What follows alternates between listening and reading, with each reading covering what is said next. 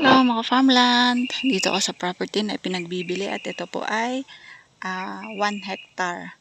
So ang property po ay along Barangay Road, cemented po at may linya ng kuryente. Makulimlim ngayon kaya medyo madilim ang video. So ang property ay hanggang dito, simula dyan sa may puno na yan, sa may niyog dito. So papunta siya doon. Merong easement na 5 meters na allowance papunta dun sa property. So, dun sa may puno, nandun yung pinakamuhon.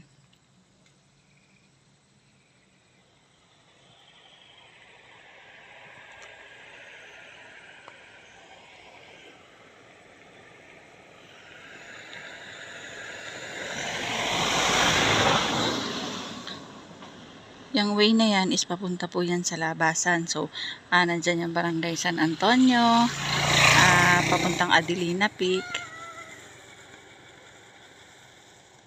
Tapos, yung way na ito naman is papuntang Tatlong Cruz. So, ilang kilometers na lang po mula dito papuntang Tatlong Cruz. Papunta po yan ng Sitio Alutay, Sitio Papatahan. So, tara, baba tayo at libutin natin ang property.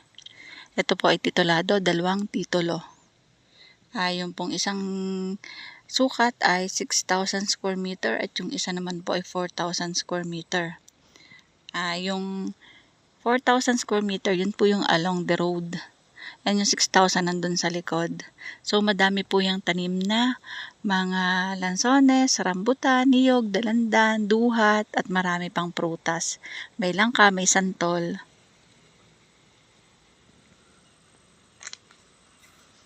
So, ang frontage ay ito, papunta po doon. And then, paibaba po yung property. Pero madali lang gawaan ang paraan kung paano makapunta sa baba. Ito yung isang muhon, tapos padiretso siya pa ganun. And then, papunta doon. Ito pababa. Meron namang pwedeng hagdan pababa para makapunta sa pinaka-property sa baba. Kasi po, ito ay madami pong fruit bearing sa ibaba. So, overlooking po ang Laguna de Bay at ayan nga po, inayos po ang papunta dun sa baba. Sa baba po is may landing. So, patag po dun sa ibaba.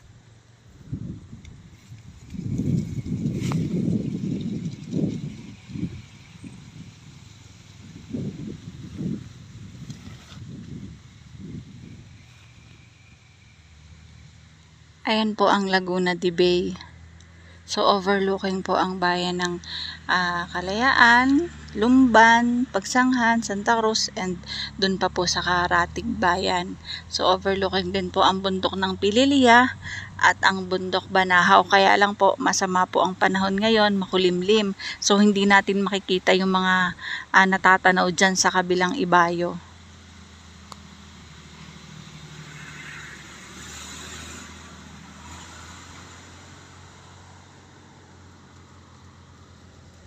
So, bababa tayo, papunta tayo dun sa pinaka-property. Ang kagandahan po dito is dun sa ibaba, may part na patag, so pwedeng magbahay. Ito po ay ideal para sa mga staycation, Airbnb, at mga bakasyunan po. Kasi meron din po siyang source ng tubig, may bukal po doon sa kabila ng property. And then, ayan na nga po yung linya ng kuryente kasi may poste dyan. So, ayan ang dalandan, madami siyang bunga.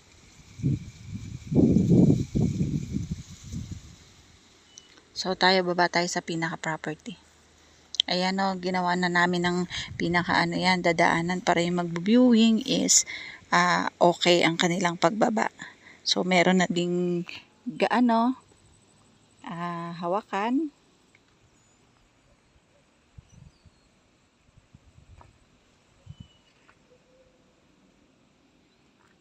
Kung maganda sana ang panahon, kung mainit, kitang-kita po ang view sa ibaba. So, para po makita pa dito sa part dito, pwede pong linisin yan, tanggalin yung mga kahoy na pwede hindi mapakinabangan.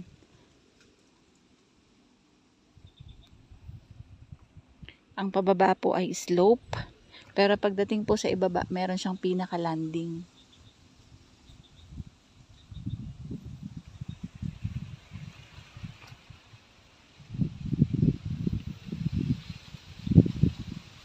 Ayan o, kitang-kita po ang Laguna de Bay. Dito po ang bayan po ng Paete ay sikat po sa ukit. Tapos sa Lanzones. At isa pa din po ito sa malamig ang klima. Malamig po ang panahon dito sa aming bayan. At ito po ay karatig lang po ng Kalayaan at ng Pakil.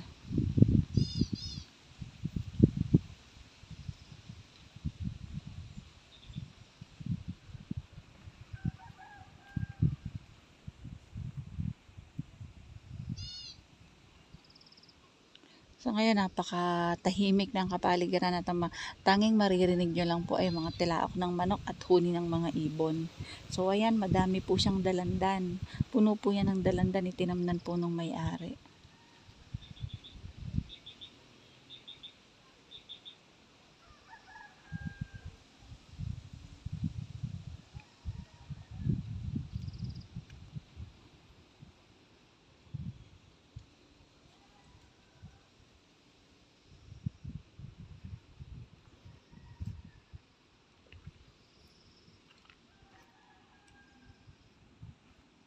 May mga tanim po siyang katmon. At ayan nga po ang puno ng katmon.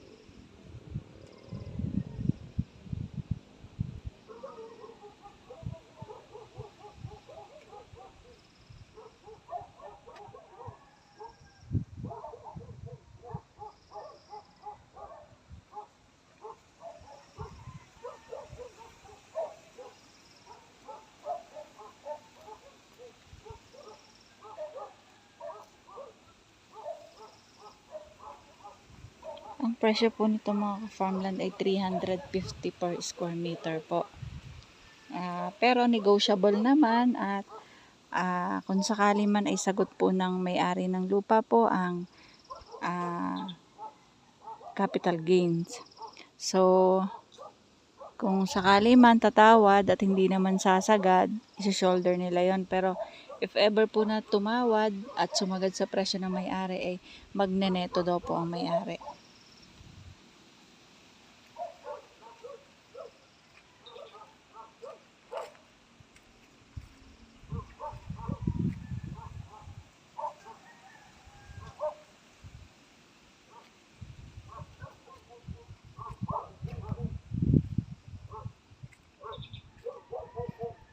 Ito po ay konting development po, konting linis at gawan po ng maayos na hagdan para po makababa sa pinaka-property.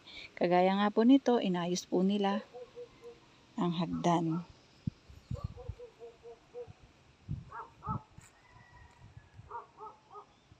Ayan, sa part dito, kitang-kita po yung Laguna de Bay.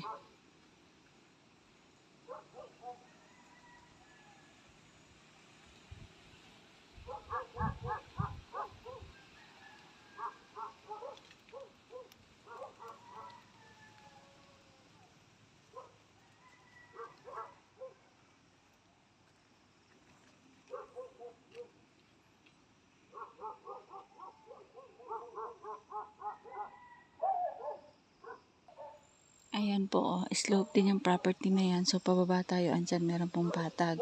So, meron dyang malaking puno ng duhat.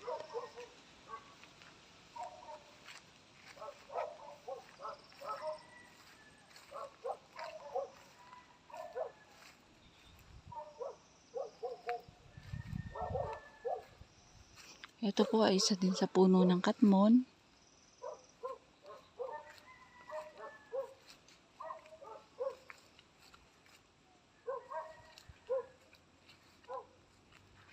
Ayan o, patag na po dyan. Hanggang doon pa po.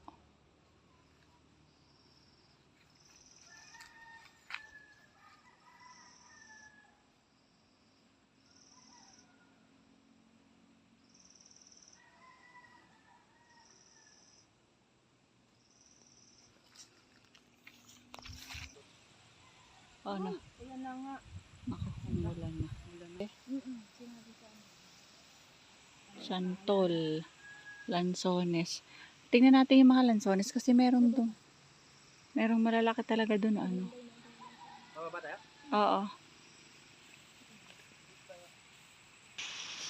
Ayan ang santol, kape, kalamansi. Sama ng panahon. Ayan siya. Ayan siya, oh, kitang-kita ang Laguna de Bay. So, pwede din dito magtayo ng kubo. Pwedeng gawing camping site.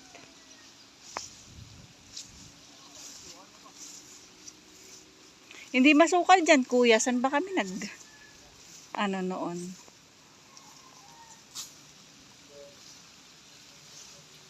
Bisere. Hanggang dun yung boundary. May hagdan na nga, oh. Ang dami lang ka dyan sa baba.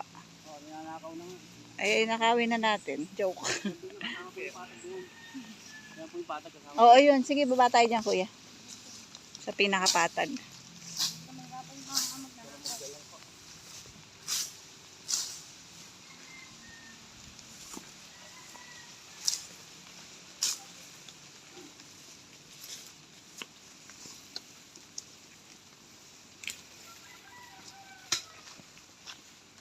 Ayan, oh, part din ng property yan at tas patag din dyan.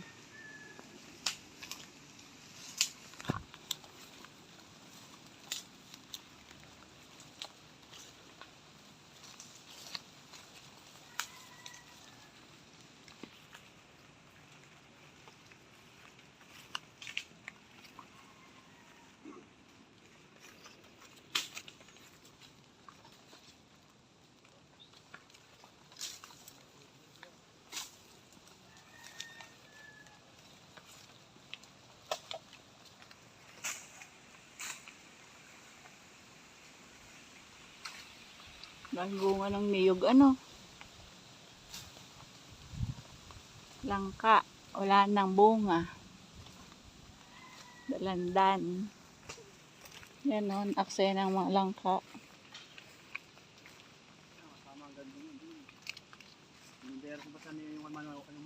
Rambutan. Tapos ang boundary ang ano-ano. Ang kawayan. Daming nyug, nalalagdag lang.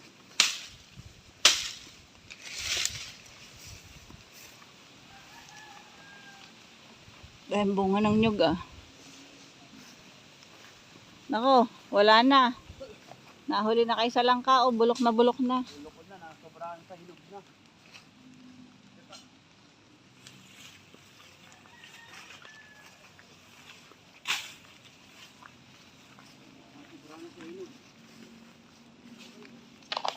Ayan, o, ang dami niyang mamunga pero sayang nahinog na lahat. Lukban. Ito patag din dito. Sama po itong mga niyugan na ito, maliit eh. Kasama na yung mga nyog. Gandun pa sa baba. Grabe, o, sayang mga langka.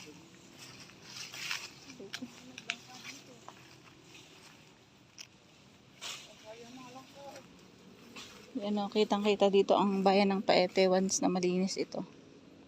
Yan, may mga lansones din dyan. May star apple. Pag halimbawa naman talaga na Ang dami yung mga tuyo.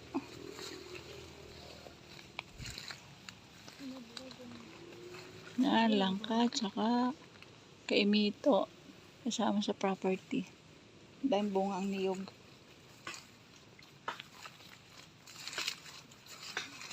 Sama pa dyan? Saan yung bukal kaya dito? sa baba. Ah, may bukal na pagkukunan ng tubig kung sakali.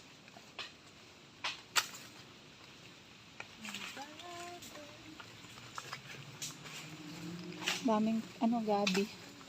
Yan pa slope ang property. Papunta dyan sa baba. Parang may sapa dyan sa baba, ano? Ang pagkukunan ng tubig. Yan. Ang dalandan. May mga bunga, oh. Dahil dalandan. Basta may dalandan sakop yun sa lupa.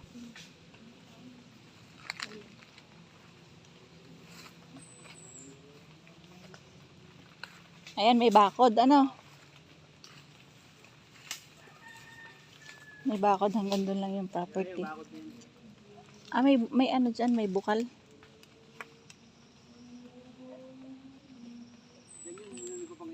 Oo. Kasama pa doon. Yan yung dating ano, yung parang pinagbinahan. Mm.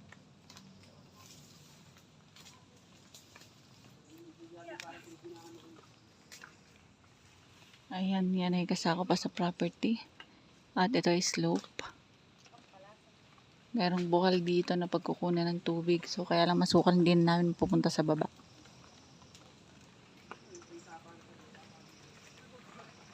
So, paano mga farmland? Bye-bye! See you for next videos.